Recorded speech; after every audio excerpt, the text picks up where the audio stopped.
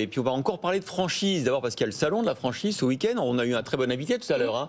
L'agence automobilière qui revend en physique des voitures en mettant en contact des particuliers.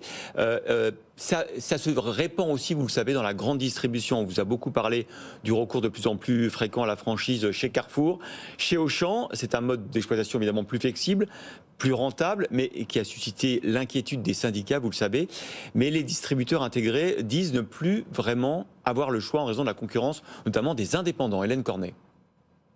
C'est un peu l'issue de secours pour les hypermarchés. Pour maintenir des prix bas et préserver leurs marges, les géants de la distribution transfèrent leurs magasins en franchise ou en location-gérance. Avantage, c'est le franchisé ou le partenaire qui supporte le plus gros des risques liés à l'activité.